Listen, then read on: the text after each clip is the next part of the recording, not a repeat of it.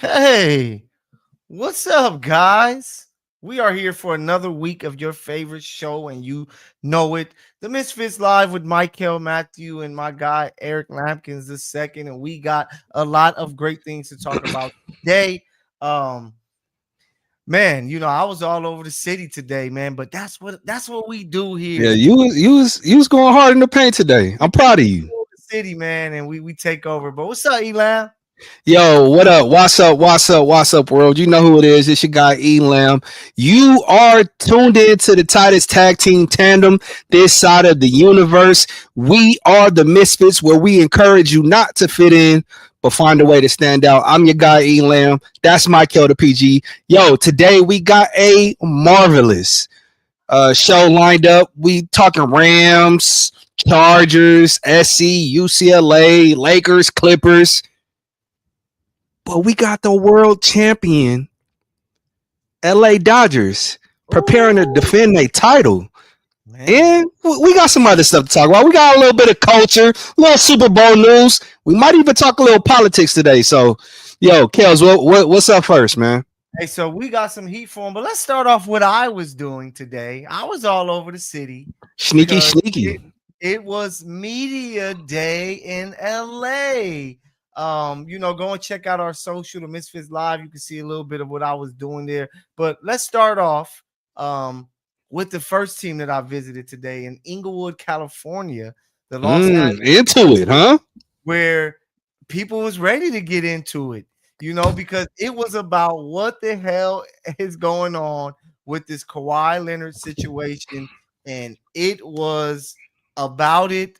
The energy in the building, you could tell, was a lot more serious there compared to the Lakers. And Did shout out Jim Hill show up? Jim Hill. He actually was with the Lakers. He didn't show up to the visit. Oh, Jim, I'm gonna have to get at him. No, yeah, I thought he was gonna be there to attack. But speaking of Was attack, Momo there? who? Ramona. Oh, yes. And Okay. she went crazy. She held nothing back when Kawhi Leonard finally sat down. But it was just a good day to see CP3 back with that Clippers uniform on. Bradley Bill. CP2 and the asterisk. Say that again. CP2 and the asterisk. Oh, okay. Man, don't play with him like that. I love Candace Parker, but he's the real CP3. But to see the new additions, Brooke Lopez, Bradley Bill, John Collins, along with Kawhi, Zubac, James Harden, a team that they feel that they are championship ready. They've been feeling that they were championship ready the past 4 or 5 years, man. Listen, I'm not tripping off of that. I don't care if Mykell, Gabriel, and the Angels came down from heaven, you know what I'm saying, to play on that team. They cannot stay healthy. And you want to know why? Why is that? Because when you cheat, bad things happen. It's called Ooh. karmic retribution, man. And it was crazy, man, because people got right to it. The first person that, like, if just to put you in the what a media day looks like, you show up, it's cameras everywhere. They got the floor set for the players to do a lot of the photos and videos you see when you come attend games or commercials and Did they things have like any that. giveaways? Did they have any giveaways? No giveaways, but I'm gonna have to show you what the Lakers gave though. The Clippers didn't have Okay. anything. Shout out to the Lake Show. I'm gonna come bring it for the show to check it out. But yeah, like so then we go into the press conference room, and that's where we get to go to work and ask questions. And Lawrence Frank was the first one to sit down, and it was from the get-go. Probably the first 5 questions was all about Kawhi, and it seemed like he Circumventing was. that cap. Hey, it seems like I really think he was oblivious to all of this. I really think whatever went down that dealt with aspiration in Kawhi was Steve Ballmer, Kawhi Leonard, then His Uncle Dennis, agent. His and agent. yeah, so well, I'm pretty sure you've seen videos and things like that. What did you think about what you saw coming out of Clippers Media Day? You know what? I saw one clip about from Lawrence Frank, and he was talking about the cap. Like, yes, he knows the rules. Everybody knows the rules, but when I don't know who asked the question, but they tried to pin Ramona. him down. Was it Ramona? Ramona. Yeah. Ramona. Listen, I had the utmost respect. Journalism is back. Like real life journalism is back. Shout out to my guy Pablo Torre, because this right here is unearthing everything. But anyway, Lawrence Frank, you know what I'm saying? He would not give an answer on whether or not he knew whether or not the cap had been circumvented. He was like, "Yes, we know the rules." It was like that's not what the question was. Yeah, And I so know. that was very telling to me. That was very telling to me. Great PR. Great PR. Because if you know, are in the world of PR, you answer without answering. So, Mhm. I thought that was intriguing, interesting. They listen, I'm a keep it a stack. Both teams were lucky I had to go to work. I had to go to my other job today because if I was there, I'm telling you right now, it would have been ugly. It would have been ugly. No, but hey, I gotta give a shout out to Kawhi Leonard. Like I was there, so how my day went, I was there. They told us Kawhi would be up at 11. It didn't happen at 11, so I'm like, I gotta get over here to the Lake Show and try to catch LeBron and Luca, who I missed them anyway. But when I left, Kawhi came about 40 minutes, an hour later than what it was expected. Which a lot of media, you know how it works. A lot of media goes over to the Lakers, but it was still people there. A lot of like some big dogs. Shout out my guy Ben Golliver, the Washington Post. Ramona was there and a few others, and he actually answered questions. It wasn't no like, oh, I'm not discussing that. He actually was answering questions and was like, hey, like it didn't go down as you think, but we're just gonna let the investigation prove that to you guys. So kudos to him. And you know how Kawhi Leonard, just like people who are viewing know how he is, he don't really like talking to the media. The fact that he showed up, sat down, and was able to say, hey, this is what's going on, this is what happened, and all of that. He's like they haven't paid me in like 3 years. Like they owe me about $8 million or more. Like it was like they got me too. So for him to sit down and do that, kudos to him, because he could have pled the fifth and everybody would have been talking about it I even don't more. know. I don't know if they got him because I was listening to Pablo Torre today, and he definitely was showing text messages between Kawhi's agent and one of the guys from what's the name of the company? Aspiration. Aspiration. I was about to say Aspire. Aspiration was like, hey man, we haven't gotten paid. What's up with this email? Hey man, I didn't get your email. You know what I'm saying? So it was like Pablo Torre, he's dropping breadcrumbs like, look, you could deny all you want, but I have evidence. But And think this about is this. why journalism is so important. Because when you have sources and you Yeah. have evidence to corroborate your story, it is extremely difficult to weasel it out. But think about this. What if, I know this is far fetched, but what if the agent was handling his own business? You know what I'm saying? Like we've heard stories. We've seen he got game, how the uncle was getting his own bread on the side. He like, man, how you get this new Mercedes? Like, what you think about it? They got it, like what if that was going down and Kawhi was just like, oh yeah, dude, if you get money, like go get it. And So so we're gonna find out more though. so that's a great question. That's a Yeah. great question. You and I run in the same circle. So you know some of the people I know. I know Yeah. some of the people you know. Yeah. I'm not gonna drop no names. Sources, right? Yeah. Told me that when Uncle Dennis met with the Lakers, Uncle Dennis was telling the Lakers the same exact thing. No, He yeah. wanted a percentage of the team, and they were trying to create ways to circumvent the salary cap. He didn't want to leave Toronto, leaving, I think it was like 45 mil on the table. He wanted that 45 mil, so it was, how can I recoup this money? It just so happens that Steve Ballmer found a way to do it. And this is the craziest part, because Yeah. Steve Ballmer was like, oh, they got me, right? Mhm.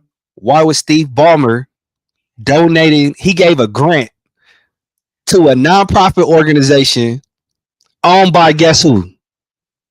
Aspiration. The owner of Aspiration. So it's some stuff that we're gonna find out more about. But I'm happy that Kawhi didn't run from it. Lawrence Frank didn't run from it. Some of Ty Lue, James, and some of the other guys, they kind of like, hey, NBA's gonna figure that out. We caring about the hoops, and like I said, they were really talking like, hey, we got a chance to win a championship. We won 50 games last season. We took the Nuggets to 7. Who knows what would have happened if we'd have faced OKC in that second round?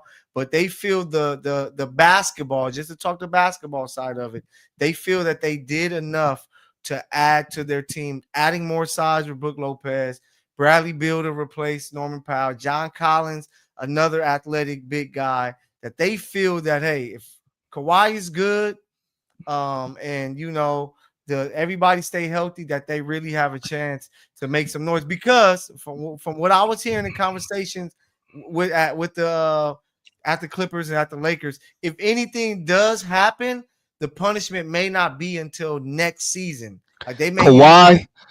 I got a source at NBA headquarters. Okay. It's a good chance Kawhi Leonard's contract gets voided. And if he gets his contract voided, gonna try to block that. He's like, man, y'all ain't voiding no contract. Listen, there's a good chance Kawhi Leonard's contract gets voided. And if it gets voided, you can just go on and blow the Clipper championship chances in the air. Shout out to Pablo Torre. This dude very well may win a Pulitzer Prize for this. Yeah, but he's the sports journalist, young thug and gunner, man. So he's doing his thing. He picked his side. So now we're going to see what's going to happen.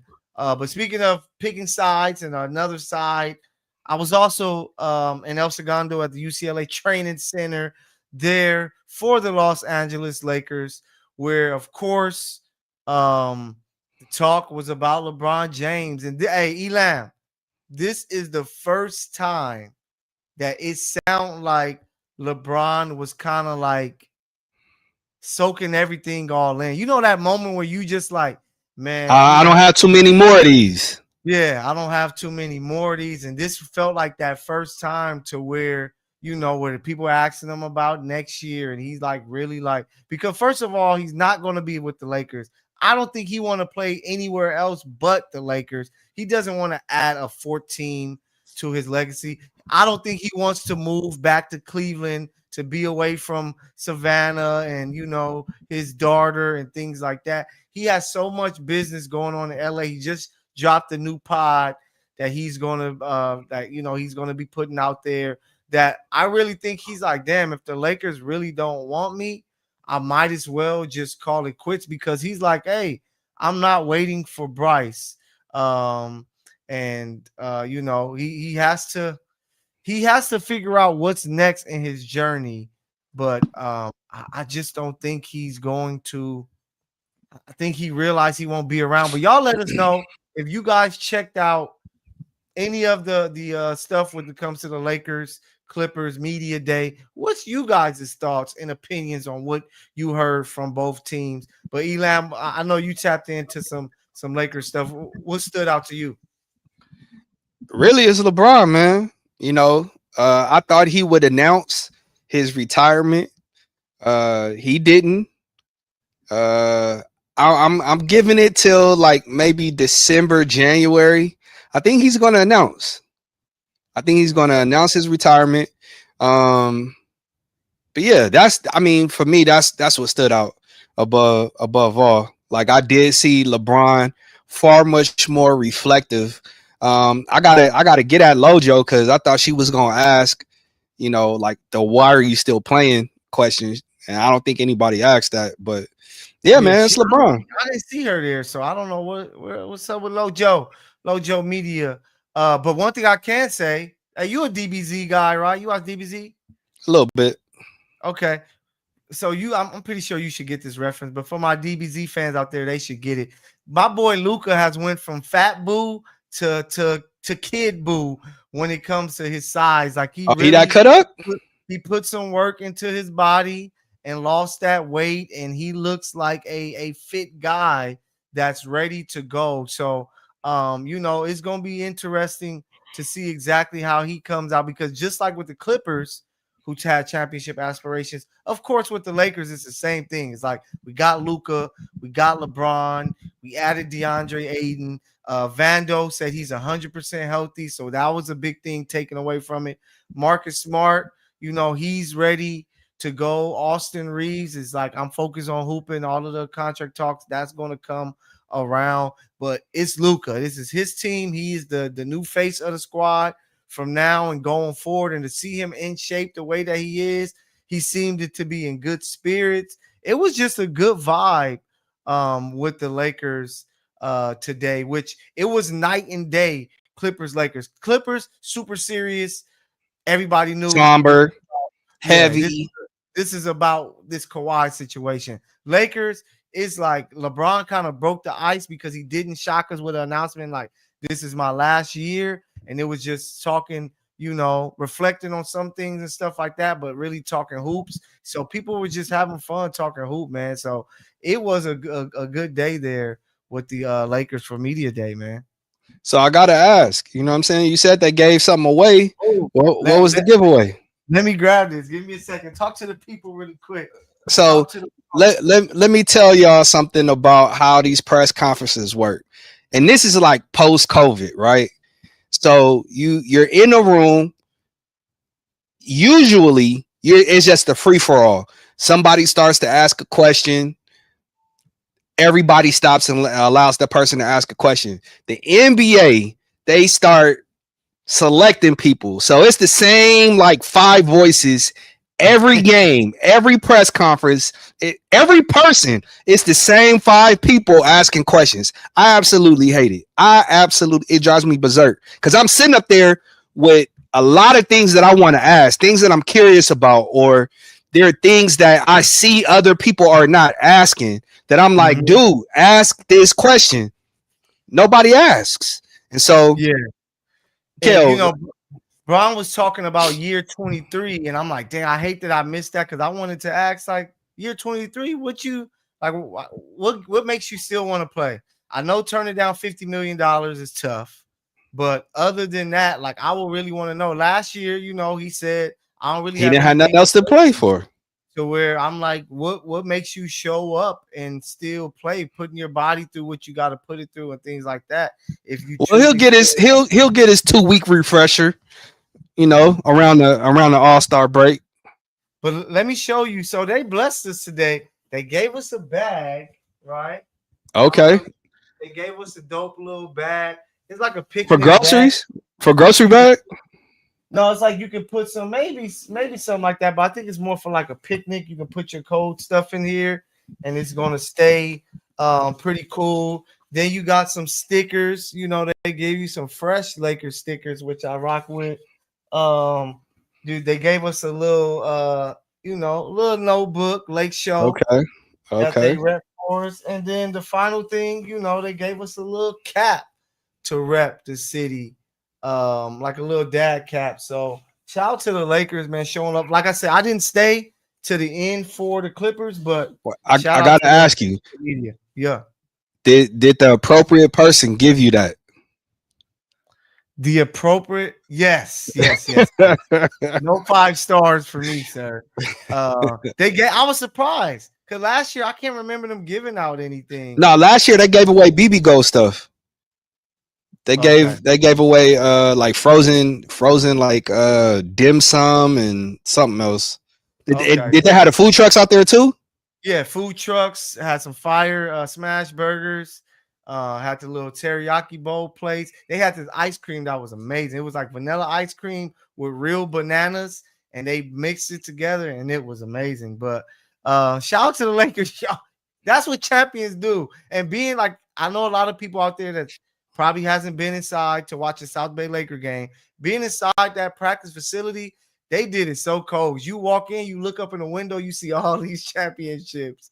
And you got the retired jerseys, you got all of the championship banners hanging up, you got the Kobe on the wall. Yeah, it's Yeah. such a flex, man. But yeah, media day was a success for both sides. Hold on. Uh, Was that your first time at the facility? no, it's not my first time. It just walking in and it just that reminder of like, dang, they coming from the Clippers where we on the floor. There's no winning Yeah. whatsoever.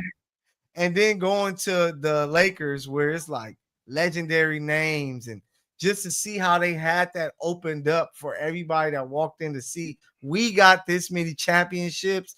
It's like they continue. It's like Kendrick versus Drake. Kendrick with GNX. He's just finding a way to sun Drake, right? They're just finding a way to sun the Clippers. If good thing you came here, look what we got up here. And that's what they do. But it was dope experience, of course, today, media day. That means we're getting closer to basketball. The Lakers start Friday, preseason game in Palm Springs. So I'm excited about Did you hear from JJ Redick?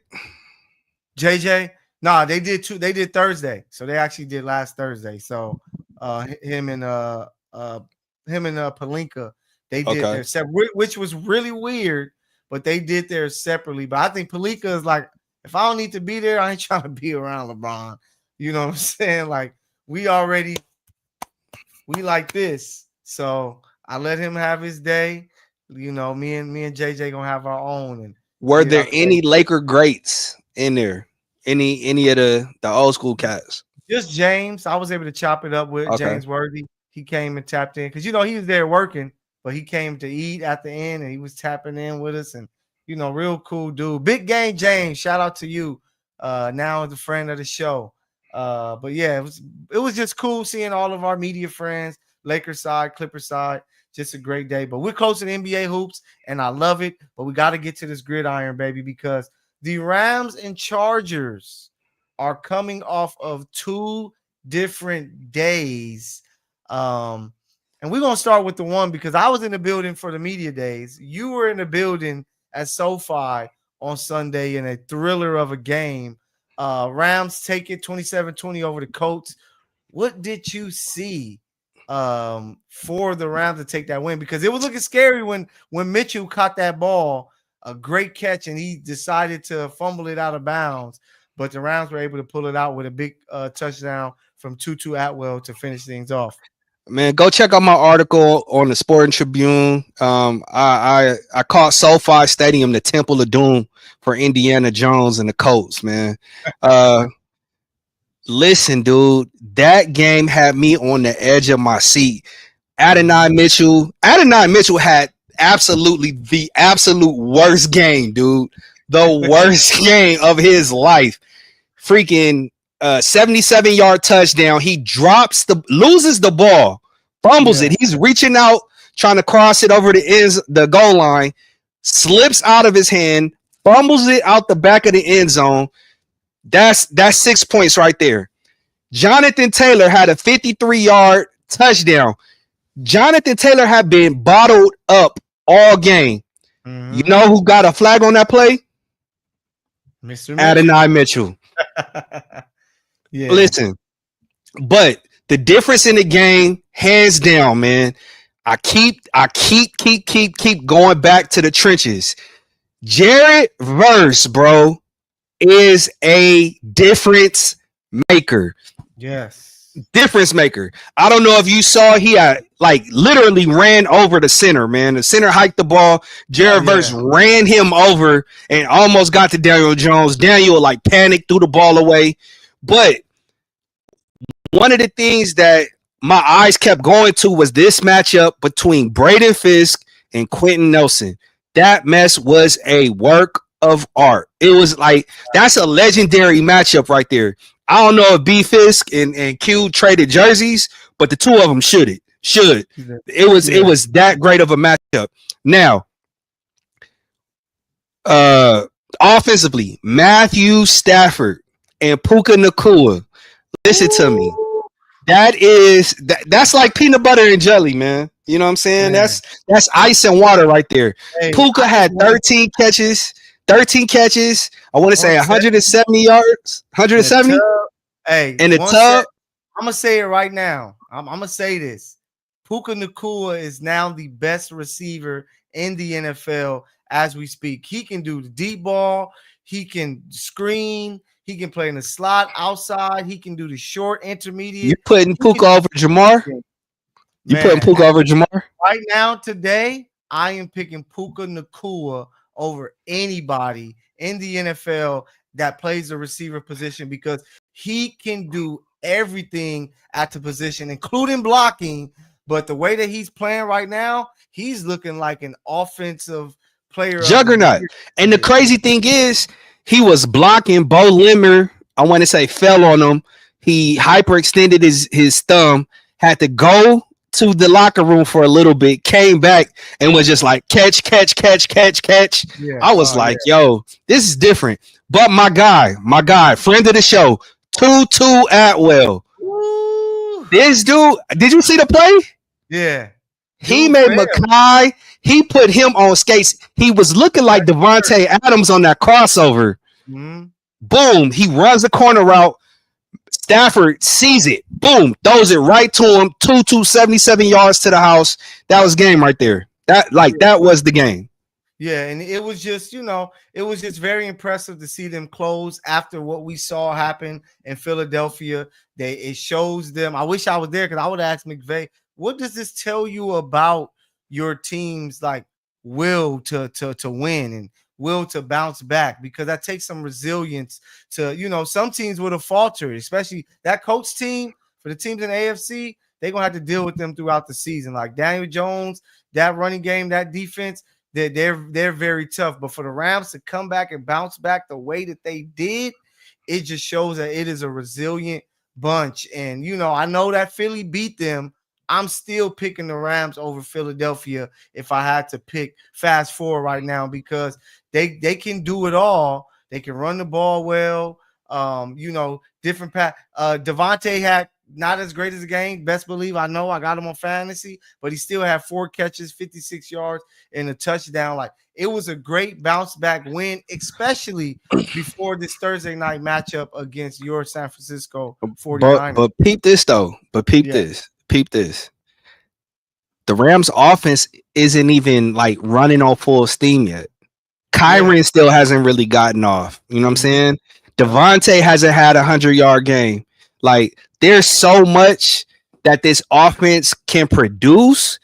I told you, as long as the Rams are healthy, I like their chances going up to Levi's, representing the NFC in the Super Bowl. And I stand on that. I really believe that this is a championship caliber team. You got Cam Curl getting 2 picks. I asked him in the locker room, I'm like, hey, Cam, tell me about the last time you got 2 picks in the game. He was like, man, I got to go back to high school or something.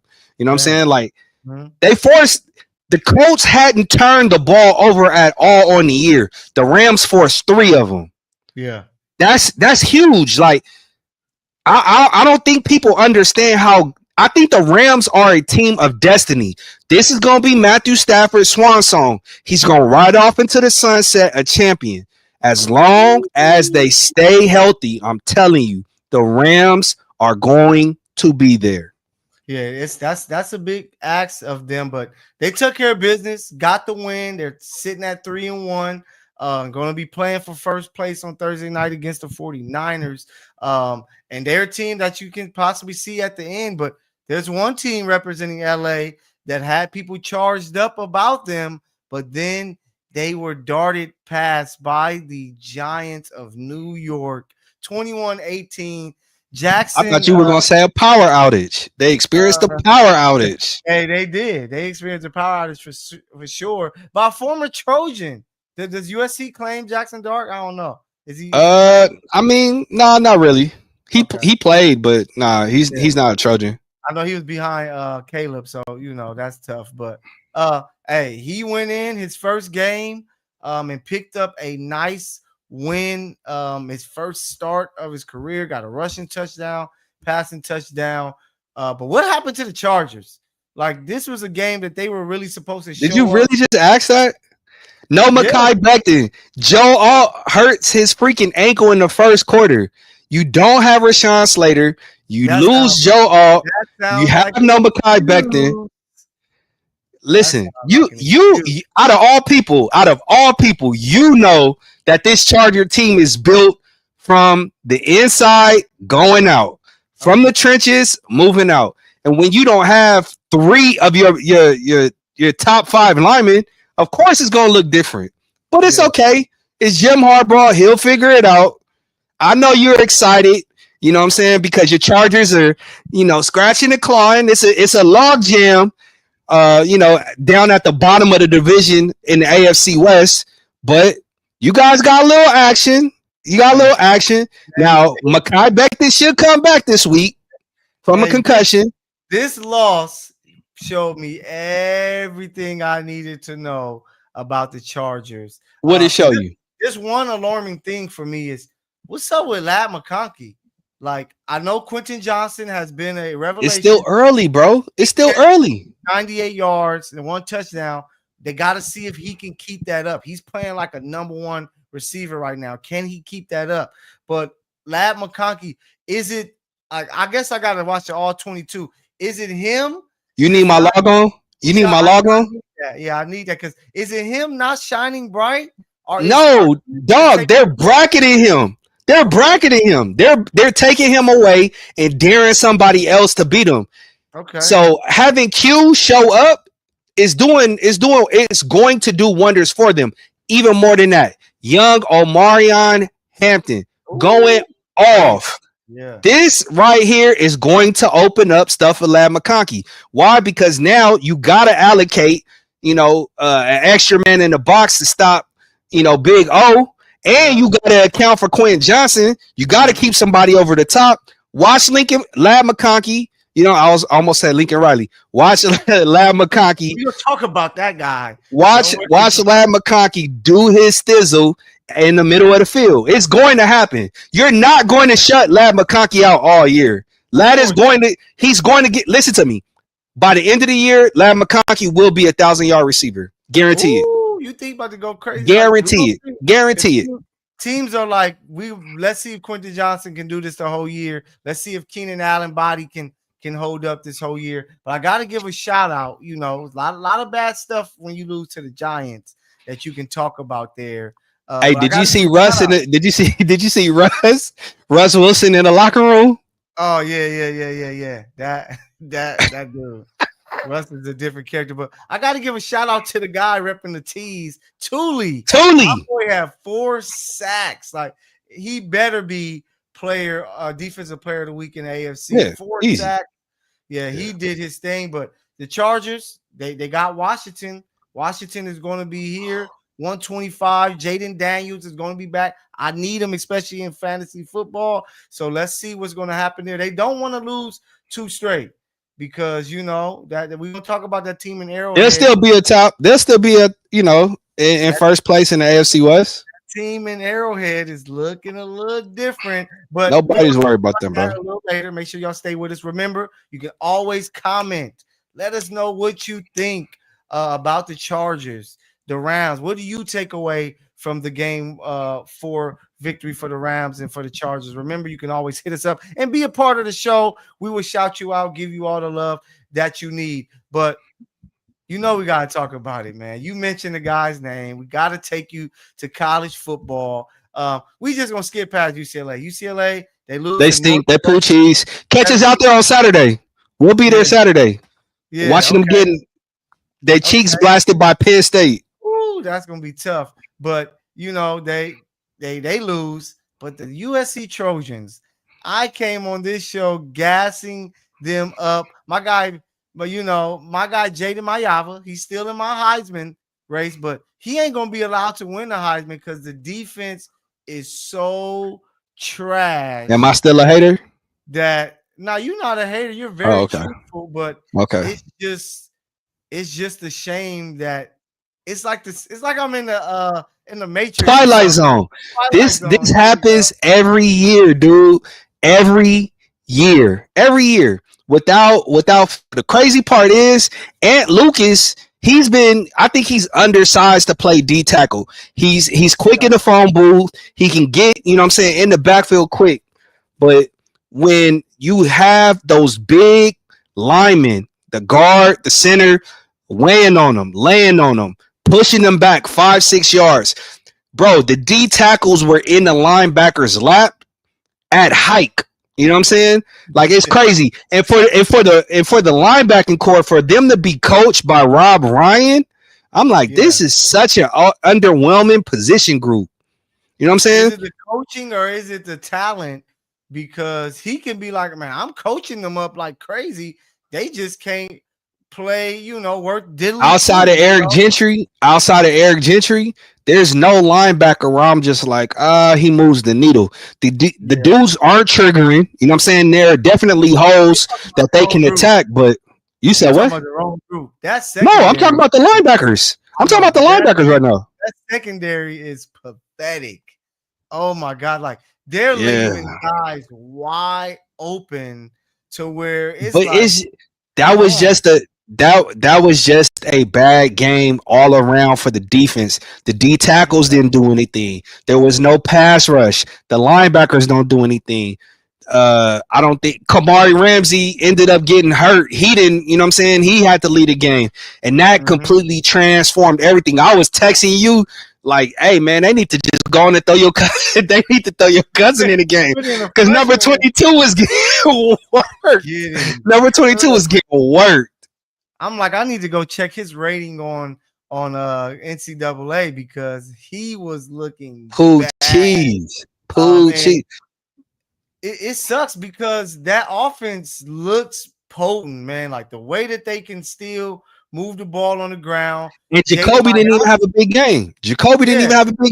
He barely, I didn't even know he was playing at first, but I think they're like, hey, man, we need you out there. And then he started making some plays. But just like I said, Puka is the best NFL receiver.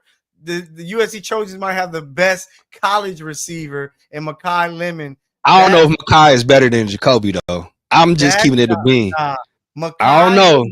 He can hit all three levels. I don't see the yak capabilities of Mykell Lemon and Jacoby. Like Mykell, that dude, like you said it, he reminds you so much of Amon-Ra with the way that he plays. The offense is potent, but when you have a defense this bad, it looks like 2017, 2018 Chiefs where Mahomes 5,000 yards, 50 touchdowns, but they couldn't stop a nosebleed. And you're seeing that once again. And we were fooled. We thought that D'Antoni was going to come over and he had the UCLA defense going crazy. Oh, okay. Yeah, he had the UCLA defense going crazy. Believe me, I covered them that year. I'm like, yo, this defense is doing their job. And we thought that's what the Trojans defense was going to become. But listen, I gotta give my guy D'Antoni a break because for like 4 or 5 years, USC didn't even bother recruiting defensive linemen. And what we're starting to see now is, those chickens coming home to roost. When you don't invest, when you don't go out and get the recruits, in the interior, at D tackle, at linebacker, it's going to eventually catch up, and that's what's happening. But that's beside the point, because even with that, the Trojans still had a chance to win the game. And you know what happens? Lincoln Riley opposed to running the ball when you have to run it. What does he do? He throws the ball to the end zone with a minute 45 left. You hadn't stopped them all game. I'm happy you brought this up, Elam, because I know you feel some way about it, but I feel differently. I feel that, it's no promise that if we run the ball, we can go get a touchdown. We had our opportunity to go and score. We did it. You guys on that other side of the football, you guys are scholarship athletes. You defensive coaches, you get paid money. You guys should have done enough to get a stop to help us win. We went and got you a touchdown. Bro, what? Were we watching the same game? No, USC they were getting anything that they wanted to offensively. Give your defense an opportunity. Give them a break. Break them off a piece of that Kit Kat bar, bro. Listen to me. All he had to do was pick up 2 first downs. 2. But game over. Touchdown. So you might wait. He was going to get the touchdown. He was going to get the touchdown. run. You gave the ball. You gave the ball back to Illinois, who have been running the ball down your throat with 3 timeouts and 1:45 left to play, bro. That's freaking moronic. What do you do? Say if you like, all right, we're gonna do a little play action pass. No, run the ball. No, listen, you do a little play action pass, or say if you do run the ball and the defense just opens up a hole for you to run, would you want your guy to slide? It's like, no. Yep. That's exactly what I want you to do. That's exactly what I want you to do. You know what that's called? High IQ. Defense gets paid to make plays. I'm pretty sure some people on the other side of the field that gets NIL deal. Y'all need to show up and do your job. If not, we need to. Bro, they were giving up 5 yards a carry, 6 yards a carry. They were getting blasted, bro. No, they were getting American meat, bro, in the mop closet. 3.7 yards a run. That's what Illinois was giving up that game. Wayman Jordan was looking crazy doing his part. No, what was Illinois getting in the run game? Like 6 yards a carry. Yeah, like 4.9 yards a carry. That's what they were. 5 yards. Okay, 5 yards a carry. But I just feel like, as much you blame Lincoln Riley because it's like, yo. Yes. What's the coaching doing, on defense? What players are y'all bringing? Who the hell y'all giving opportunities to? Because as the head coach and offensive coordinator, you got to keep your finger on the pulse of the team. You see, they have been struggling stopping the run all game. The only way that I'm deferring or getting close to agreeing with you with that is if they only needed a field goal to win. If they only needed a field goal to win and they went and scored a touchdown, I'd be like, what idiots. Bro. The fact that they were down, what were they down? 34 to 27 or 20. Yeah. It was 28, 27. Yeah, I can't remember what the score was, but they were down. They were down 31-25. So I'm like, a touchdown isn't promised. You can run some clock off. Now you got less time. They stop you on 4 downs. It's like, dang, y'all couldn't score a touchdown. That's one argument against Lincoln Riley. But he's like, yo, my offense went and got it in. My defense let me down. Listen, of course, that's been the story of he would have set himself up to have less critique by killing more of the clock. Okay. That's the thing. The same issues that they were having against Penn State last year, Notre Dame last year, it was that they were scoring too quickly down the stretch, giving the opposing team the ball with time to go down, march, and score a game-winning score. If I'm an offensive coach, I hate that. So y'all mad at me because my team scored? That's what I'm paid to do, is score. But, I can understand a little bit of it. But at the end of the day, D'Antoni, defense, Rob Ryan. You think Andy Reid is going to do that? Andy Reid. Oh, you think Andy Reid is going to hurry up and score and give Bill Belichick and Tom Brady, you know what I'm saying, the ball with damn near 2 minutes and 3 timeouts left? No. They did it. They did it. Matter of fact, the Patriots did it to the Chiefs. They scored. They left Mahomes time. They left him like 2 minutes to go kick a field goal. The Chiefs did it. They went into overtime. Patriots won because they got the ball first. So sometimes if you can get the points, it's like, hey, we got the point. Now, if it was a field goal game, right? If it was a field goal game, then it makes sense. Like, yo, what are you doing? Why score a touchdown here where you could have got 2 first downs, ran the clock, and kicked the field goal? A touchdown isn't promised. They could have got to the 2-yard line and got up 4 straight times, and it would have been like, oh, Mykell. But you put yourself in a position to win the game by not leaving more time on the clock. Give them the ball with 45 seconds left. Shout out to producer Ben, man. He said this is the most brain-dead thing that you've ever said, Mykell. Kels, I'll try to give you the benefit of the doubt when it comes to football, bro. Like, you do not know ball, bro. It just don't make sense to me why you will be mad at me as an offensive coordinator because my team scored. I'm looking at my defense. No, it's not that they scored. It's the fashion, the manner, the expedience with how they scored. We need you to milk the clock. Milk it. Milk it. Hey, We need you to milk the clock. Tell You me said this. what?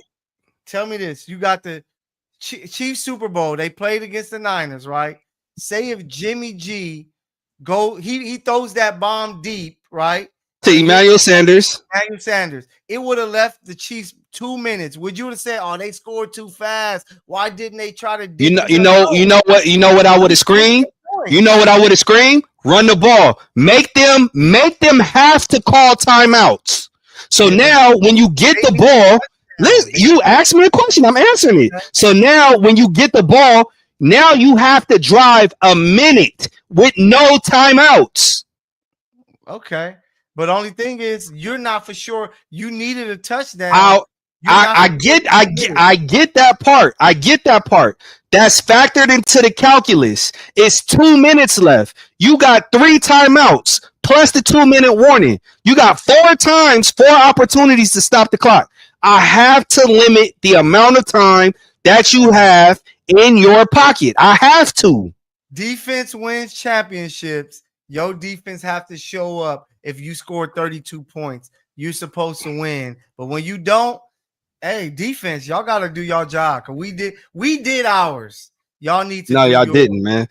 They needed y'all. They needed y'all to control the clock for 2 more minutes, and you left them out to dry, bro. You put them on fig. You put your defense in some short shorts on Figueroa and Gage, bro. That's what you did. Hey, I'm not because I'm just like, hey, what am I supposed to do? My guy came open for a 16-yard touchdown pass, not throwing the ball. No, you throw him the ball and tell him to go down. But he's in the end zone running open. Oh my gosh, bro. Oh my gosh. Like my gosh. Football here. I know, because I know what you're saying. You kind of like, yeah, you wish he would have used more clock. But at the end of the day, defense, your offense just got you the lead. Are you gonna finally show? All they needed was one stop. If y'all get Mykell, y'all have a chance. Holy shit! Illinois has a touchdown every single quarter in that game. They scored on half their drives. Half. So they were stopped before, right? Early, God forbid. Like, dude, they're going to score on that. And if USC is on the they're like 40-ish yard line, something like that. They're going to score something on that drive. Why would you not just run the ball, get one more first down, drain a minute off the clock, and bingo, give him 2 minutes? Bingo. So they were at 3rd and 4 from the USC 44. They got a 9-yard pass. They need that first down, right? Then they get a pass to Lemon, 18 yards. Hey, the next play was a run. It's not their fault that it was a 13-yard run. What you want him to just take 4 and drop? But then that led to a boom. They called timeout. Maybe you could say, hey, run the ball. But what if you run the ball twice, Elam? You run the ball twice. They stop you for 2-yard gains. Now you're sitting at 3rd and 6. Now you're just putting pressure. Mykell. It's 3rd and 6. It's 3rd and 6. It's 4 down territory. I'm going for it on 4th down. All I got to do is get 3 yards, 4 yards to establish 4th and 2. Everything is still open. Everything is still open. What's the excuse if they do that? They don't get a first down. They lose the game that way. Now, what do you say? Damn, y'all couldn't have scored earlier. Why didn't y'all score? So it's kind of like you're at a lose-lose. As an offense, you rather say, hey, we scored. Our defense didn't step up. And I'm pretty sure the defense are like, hey, we got to do our job. Just like taking it back to 2017 with the Chiefs. Hey, the Patrick Mahomes put up 30 against Belichick. The defense couldn't get a stop on Brady to the game. Hey, y'all got to figure it out. The defensive coordinator was fired. The Chiefs win the Super Bowl next year. So that's how it works sometimes, man. Listen, 8-play drive. 8 plays. How many times did they throw the ball on that last drive? Let me see. 1, 2. First play, 9-yard run. Second play, 0 yards. Third play, 8 yards. Threw the ball, PI. 13-yard run, 6-yard run, 0-yard run, 3-yard run, field goal. That's the game. You allowed them to run the ball down your throat at the end of the game. They couldn't stop the run. It's not about allowing. Your defense allowed them. The offense has to do nothing with it. We did our. If you would have told me, hey, USC's up 34-32. Help your defense, Mykell. Help your defense. Mykell, help your defense. Put them in an avenue. The strength of that defense is their pass rush. So put Illinois in a position to where they can pass rush. So you blame. I just can't see blaming the offense for scoring. I don't blame the offense. I blame Lincoln Riley. Oh, I don't know, man. But we can talk about this all day. Let's talk about some big time action that we got coming up. Because y'all, hey, let everybody in the chat, let Ben and Eric know that they are wrong and why I'm right, why my team wins. You're never right. Because we know you're never right.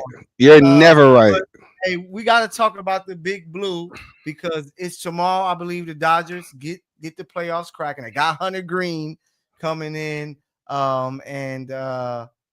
it's gonna be something that I feel that this is good for the Dodgers. A lot of people were like, "Hey, I don't want them to be. I wish they would have had this round off and things like that. It's scary because any given, what is baseball? Any given day, I guess. Any series. I'm like, for the Dodgers, I just think they need to get some swagger, and if they can come in and sweep the Rays, I think it can give them some momentum going into the NLDS. Because if they had to take any time off after what they've been dealing with and had to catch back fire, I don't think that spark would have happened. But they can get their spark going. What's your thoughts on it? Listen to me. Tyler Glasnow, Roki Sasaki, Clayton Kershaw. Guess where they're coming out of? The bullpen. What was the Dodgers' weakness? The bullpen. Mm-hmm. The Dodgers are primed to repeat. I have been saying it all year. I wasn't worried. Now, wild card round, guess what? We got Clayton, we got Roki, we got Tyler. In addition to Blake, in addition to Yoshinobu, in addition to Mr. Dodger himself, Shohei Ohtani. Come on, man. What are we talking about? I'm feeling good, but a lot of people, it's baseball is such a weird sport. It's always some team that just catches fire and make it's going to be the Dodgers. The last 15 games, the Dodgers really start looking like the Dodgers. Bats are alive. Mookie Betts is looking like Mookie Betts. Freddie Freeman is picked up right where he left off during the last playoff run. And Shohei is Shohei. The reason why I like where they are is because they don't have to face the Angels in the playoffs. So you get to avoid this team that you couldn't beat in the regular season to play these other teams. Mykell, that's such a terrible troll. You know why? Because the Angels are never going to the playoffs. Ever? The Angels, hey, mark this down. Angels going to be back next year. Bro, you still owe me a beard shave, bro. Don't talk to me about the Angels. Don't at all. I'm gonna do it at the Super Bowl. No, you not. You keep whatever, man. Whatever, dude. Whatever. I'm gonna need an eyebrow. By that time. But the Dodgers, man, I just really think that I've been saying it all season. They remind me of the 2001 Lakers. That year, if you remember, taking you back in the time machine, the Lakers, they were like, can they win 73 games and break the record? They didn't do it. They kind of came along slowly, but you knew, hey, if they turn it on, they're going to go crazy. The last month of the season, Lakers went crazy, and then they won every playoff game except one. Yeah, 15-1. Yeah, 15-1. So I think the Dodgers have a makeup of that very same team, and it's going to start versus the Reds. But I shout out to the Sporting Tribune. I was just on the Sporting Tribune Live, and they were talking about the bets, and a lot of bets are Phillies versus the Mariners, or Phillies versus the Brewers, or Phillies versus the Blue Jays. If the Dodgers were to make it back to the World Series, what do you think will be the ideal matchup for them? Because for me, it's only two matchups I would love to see.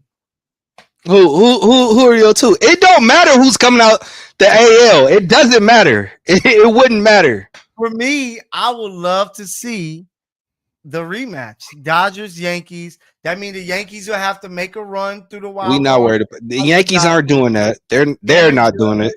Versus Shohei Part 2. Now Shohei will be able to pitch against Aaron Judge, which will be next level. That would be the matchup that I would prefer to see the most in the World Series, because we always talk about rivalry sell sports, and to have a rivalry like LA versus New York would be huge. Our number 2 will be Dodgers versus Toronto. Why not see LA smack up TO again? The rematch. You know, we can't get a Kendrick versus Drake. Why not get Blue Jays versus Dodgers, to where Toronto might really start hating LA if the Dodgers play the Blue Jays? You know what, Kels? Series. You know what? You might not know ball, but you do know how to sell some drama. You do know how to sell some drama. That would be epic. You know what I'm saying? Have Kendrick throw out the first pitch of the World Series. Crazy. Yeah. I like what you're doing there. There you have Kendrick, and then Toronto, they like, no, we having Drake walk out to Family Matters, and it just become this whole, hey, MLB, if you can make it happen, put the fix in. Put the fix in. Culture, I think that's what you need. But one thing I can say, shout out to producer Ben. His Giants, my Angels aren't in it, so we just want to watch some good baseball, man. That's it. Yeah, you guys get to see it. Well, Ben gets to see it far much more often than you do. You know what I'm saying? We get to smack up the little midgets. Excuse me, the little people. You know, in San Francisco. But shout out to the little Giants. They try their very best. But you know, it's gonna be some great action. Let's see if Hunter Green, that guy, he can throw that ball. He can throw that ball. Like now, what about the Reds? We dispatched them early. We smacked them up early. We're not worried. I'm not worried about any team, bro. I'm not. They can put LA in a unique spot, because if they somehow steal a game, Thursday will be game 3, which is Shohei is pitching, and we're all right. But it's Rams and Dodgers. Where are people going? Listen, this is first off, this is a Dodger town, bro. Everybody's going to go to Dodger Stadium. The Niners out here. It's already going to be Levi South. It's not going to matter. What are you talking about? So, hey, it's going to be interesting if the Reds can pull one out. But I'm hoping the Dodgers do what they're supposed to do. They've been playing much better. The bullpen just had a historical feat in the game. So let's see if they can make a run here in the postseason. If you had to choose, take your heart out of it. If you had to choose, who you got World Series? Dodgers.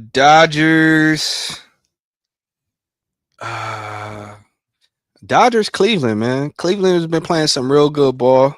Okay. Yeah. Dodgers, Cleveland. The Bron game, LA and Cleveland. I like it. But if I had to pick anybody, I want to go to Dodgers, but the Brewers have looked great. I probably Phillies. I'm gonna go Phillies. I think that the Phillies are, they've been playing some incredible baseball, and I would hate to see them make it, but they've kind of shut me up this year. The Seattle Mariners. You talk about teams I was able to see. I'm like, Mariners are gonna eventually fall off. Houston gonna catch them, and that's that. The Mariners look really good and playing some great. We just swept them. They're nothing. They weren't really playing for us. So, but let's see. It's gonna be some fun baseball. October baseball is the best baseball that you can watch, baby. But this is the Misfits Live, of course. We still got some more action for you. But remember, you can always join the show and be a part of it with myself and Eric by just hitting us up in the comments. If you're watching it on X, you can go over to YouTube, the Misfits Live. You see it there on the screen, and comment what you guys think, because I know a lot of y'all. I run into a lot of people that be like, man, you and your boy don't know what y'all talking about. Y'all need to get me on the show. This is your opportunity to do it. Come holler at me. Yeah, come holler at us. We don't battle rap. We ain't boxers, but this is where we'll beat you up. So we do fight though. Don't get it twisted. No, you don't get that out. No, please don't get that twisted. You don't want to embarrass yourself. But let's push it forward. We're coming off of week 4, the quarter pole of the season. What are your thoughts on what we saw so far in 4 weeks? Let me start with the biggest disappointment. The biggest disappointment is the Baltimore Ravens. Oh, I'm with you. Listen, they look terrible. Matabuke, what's his first name? Justin, I think. Justin Matabuke, out for the year. Lamar just pulled his hamstring, so he's gonna miss like a week, maybe 2. I think he good. That was fake. He was getting smacked. Lamar too much of a competitor, man. Okay. Listen, huge disappointment. I know some people are talking about John Harbaugh needs to be, replaced. I'm not gonna go that far. The dude, has had some questionable, endings to the playoffs the past few years, but I don't think it's worth his job. That will be the biggest disappointment. I would say the biggest surprise. Jacksonville, man. Yeah, they look solid. Jacksonville looks solid. I would say Daniel Jones in Indy. Yeah. Surprise. You know what I'm saying? Outside of the Bills, like I kind of anticipated the Bills would still, be at the top of the conference. The Eagles still undefeated. Offense ain't clicking. It's like they only utilizing two variables in the game. You talking about what the Chiefs looked like last year? The Eagles look much worse with how they're really stealing these games, and it's crazy. Yeah, your boy like Jalen went 0 for 8 in the second half. 0 for 8 passing the ball, dude. Terrible. I thought, bro, I was terrible. Like, bro, this can't be real. I'm like, y'all lying to me. Like, this can't be real. Bro had 0 yards passing, so that's crazy. But I like your surprises. I really like the Colts. Like I was like, I don't believe it, but the way that they were able to hang with the Rams, if Mitchell doesn't make the bonehead play, they probably win that game and be 4-0. They are Daniel Jones will throw 2 picks. They win that game. No, yeah, true. Yeah, true. But they look very surprising to me. I'm disappointed. Of course, I can say the Ravens, but the Ravens just lost to 3 really good teams. Buffalo, which they shouldn't have lost that game. They'll be sitting at 2-2 and be talked about differently.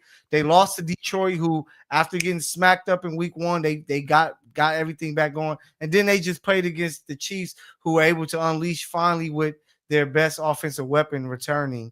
So I can't really blame them being 1-3. For me, it's the Green Bay Packers, man. Like after starting so well, smacking up Detroit, you got Micah Parsons.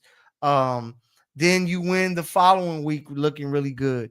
You lose to the Cleveland Browns, and then you come to a tie with the Dallas Cowboys, who once again a team that can't stop a nosebleed. Like that Sunday night performance was very disappointing. They were supposed to show up, smack up the Cowboys, beat them like 27-17. Micah going crazy and the defense doing what they do.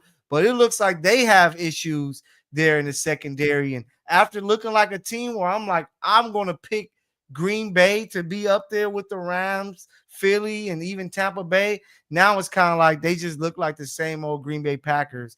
I don't know if they're going to be able to keep up with those teams at the top. But that will be my biggest disappointment other than the Baltimore Ravens. Who is your MVP?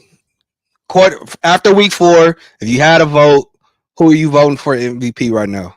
Ooh, if I had to vote for MVP, I might go Puka Nacua with the way that he's playing right now, leading the league in catching, receiving yards, and we know how important that receiving position has become. He's looking like the guy right now. Him, or you got like Daniel Jones, because Josh Allen, they play the Poochie's like schedule. But they putting up numbers though, man. They're put Saints. And you know the MVP. The MVP is a quarterback award. So it's gonna go to Josh Allen, but Puka is the offensive player of the year. Easy. Easy. Hey, don't put out Mahomes because his stats are comparable to Josh Allen, and he's been doing it. Yeah, he's got 2 losses though. He's got 2 losses. He all right, though. He all right. But let's push it forward. Oh wait, we got to talk about one thing before we move on to some other happenings.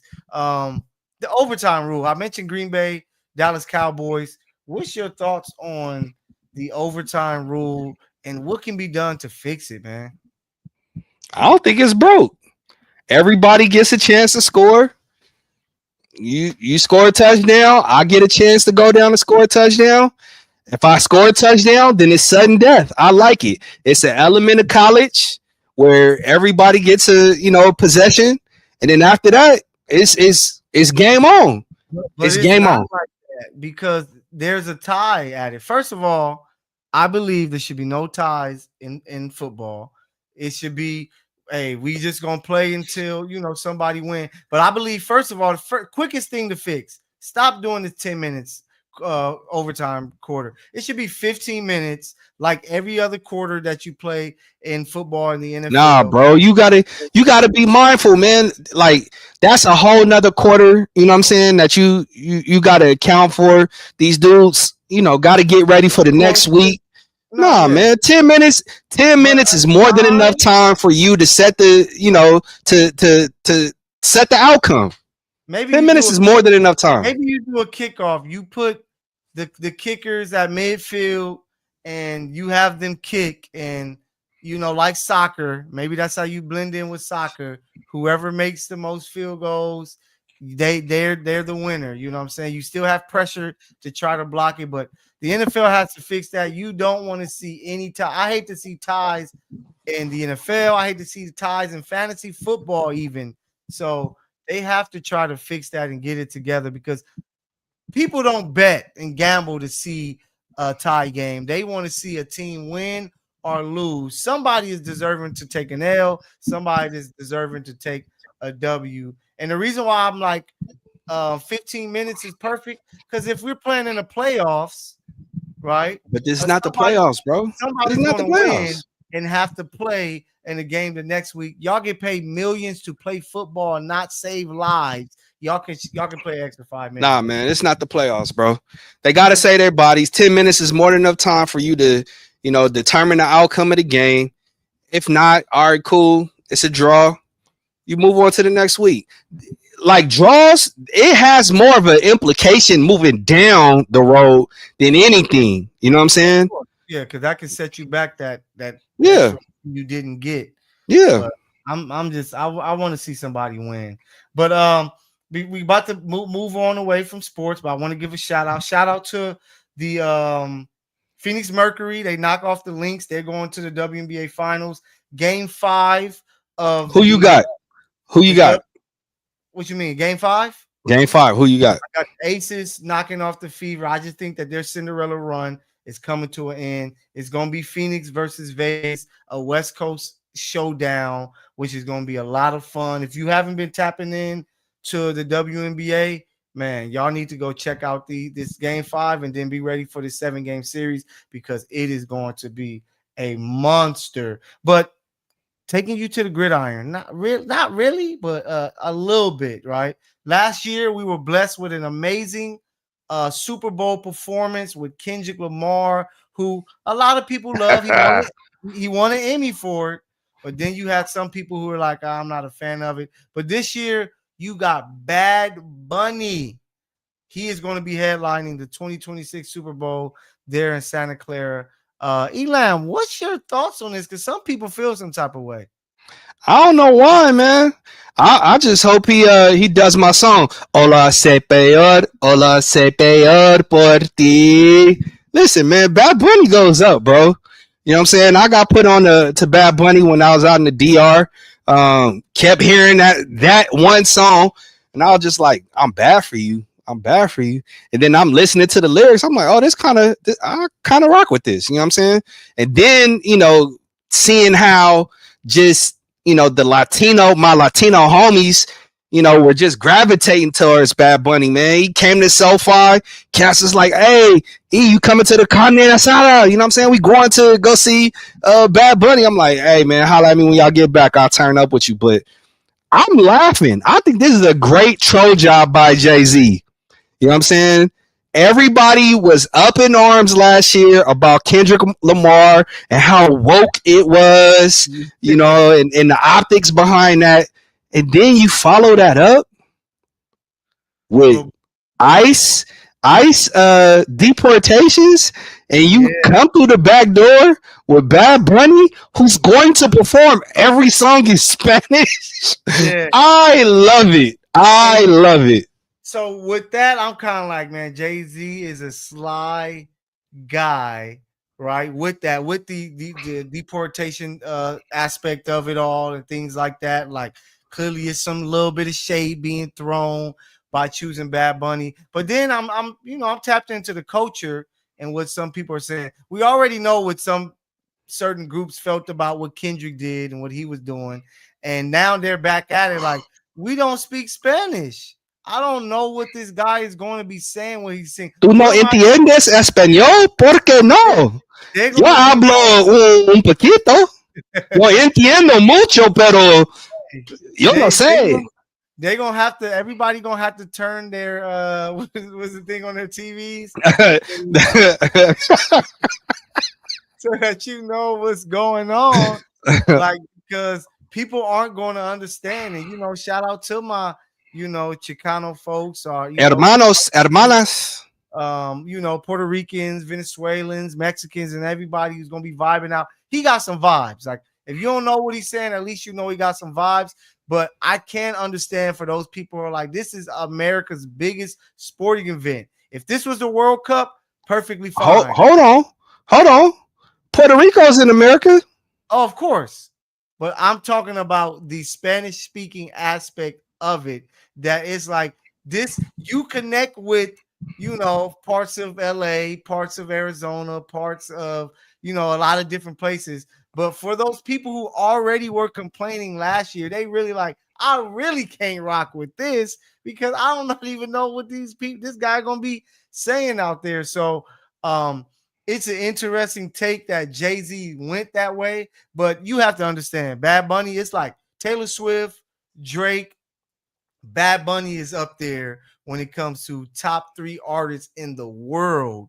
You know what I'm saying? So you have to show that guy the type of love and respect. I just like to listen to others' opinions and to hear them say, hey, I'm not going to know what he's saying. I don't know how I can rock with it. I can understand. But it's like, okay, I'm going to humor you. No Bad Bunny. Who you going to go get? Taylor Swift? I don't want to hear Taylor Swift. Oh, yeah. You know what I'm saying? You know what she's saying to you. You know if she's saying, it doesn't resonate. I could understand if you did like Foo Fighters.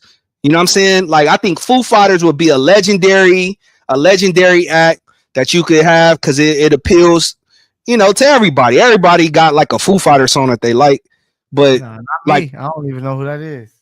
Man, get out of here. There goes my hero. You know that song, bro. Stop tripping. Foo Fighters? Nah. Food. Anyhow. So it's like, who do you go get? Taylor Swift? You go grab a Metallica? Do you grab a Red Hot Chili Peppers? I thought it was gonna be. Shabuzi? No, I thought it was gonna be Hove. I thought Jay was gonna be like Jay not finna perform.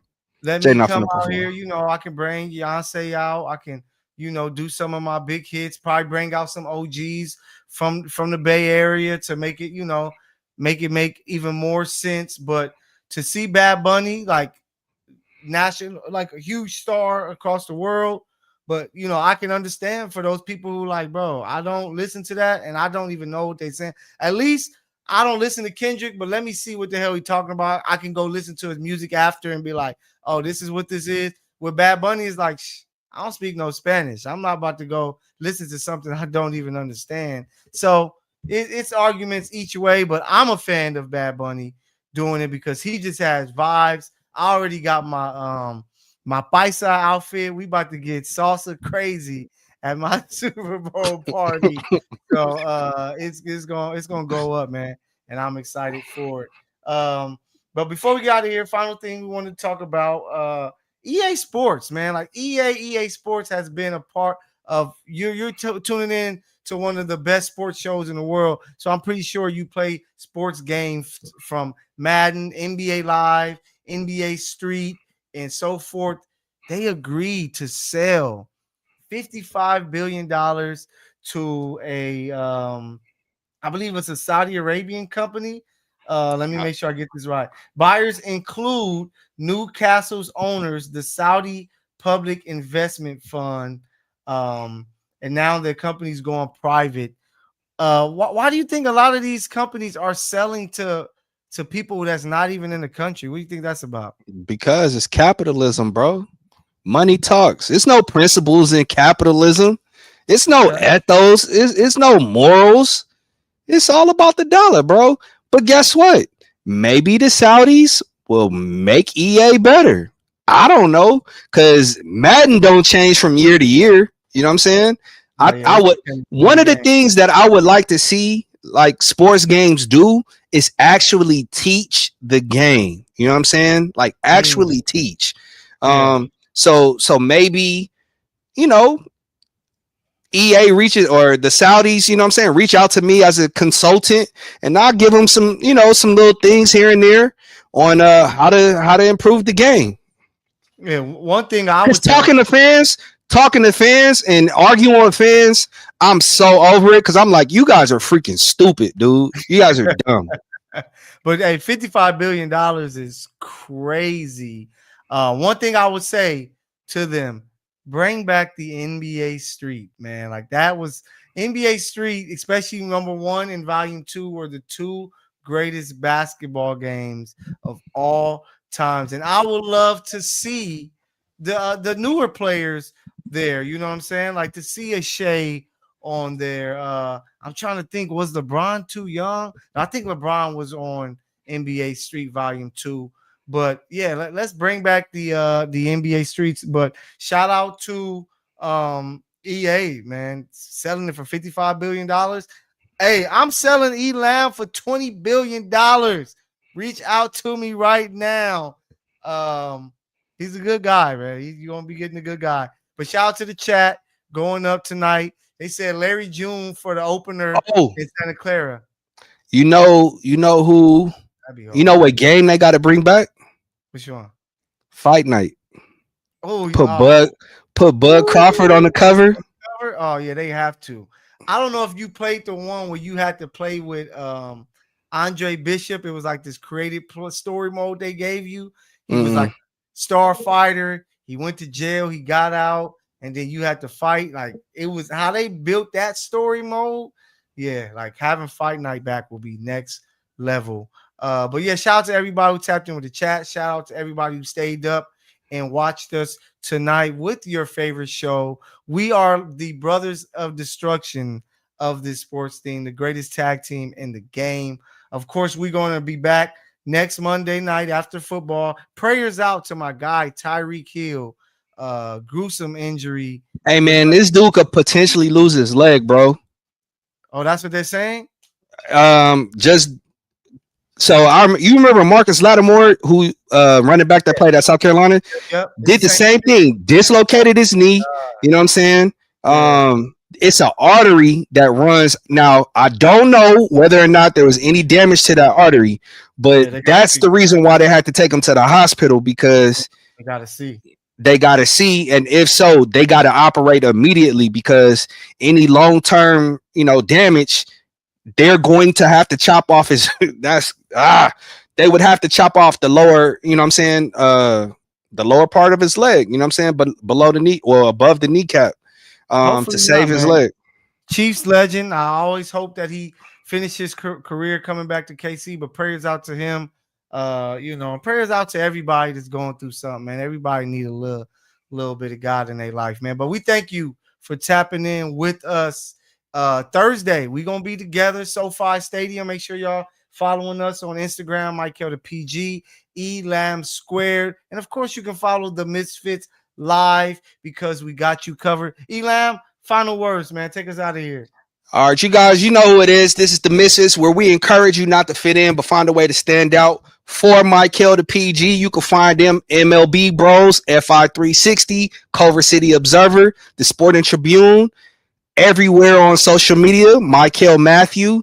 I'm your guy, Elam, FI360, Culver City Observer, Sporting Tribune. You can catch me everywhere, Elam Squared. Up until next week, we are the Misfits. En familia, amamos.